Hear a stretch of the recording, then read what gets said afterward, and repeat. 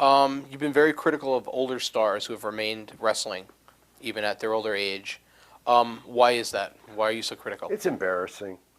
It's embarrassing even outside of just looking under in a microscope of the wrestling business. People, society, our neighborhoods, our communities, our world depends on that people when they reach an age where they are grown up, they think and act like it, and they, effectively and properly mentor young people. And when you see, it's embarrassing for everybody, even people that may enjoy to seeing Ric Flair in the ring say something. There's something wrong with this.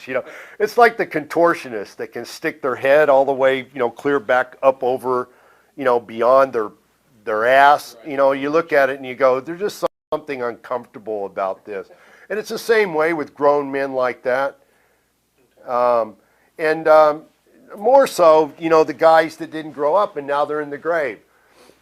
And their families are left behind and their loved ones and everything else. Was it worth it to continue to hold on to an image of themselves that ultimately caused them not to be here anymore and they have nothing to offer? Right. You just touched on it, but you were very critical on your website about the deaths of Rick Rude, Kurt Hennig, Davey Boy Smith.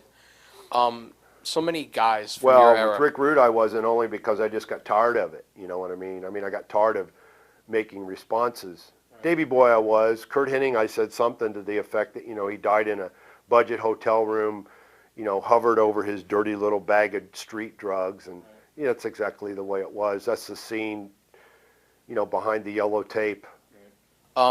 Is there anything that could be done to stop this tidal wave this of deaths? This vicious cycle of self-destruction. No, there you go. Is there anything that can be done? Is it just a lack of maturity on that? Yeah, on the people guys? need to grow up, man. They need, they need to quit sitting in their own pile of poop, and just life is not easy. There's no guarantees that it's always going to be sunny, and everything's always going to be one way or another. But you got to go through the different stages. I said, the life isn't full of challenges. Life is the challenge. And there's different stages in your life that you go through. And you need to rise up to them.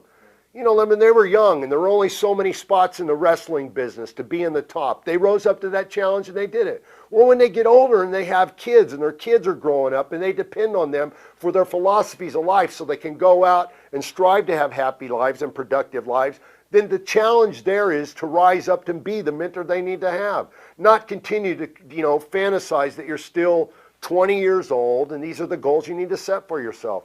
I'm not encouraged by that. I'm disgusted by it. My kids are growing up in this world, and it's important to me that there are more people like that than guys that, that can still get in the ring and wear trunks 50 years old and bilk the business like they do.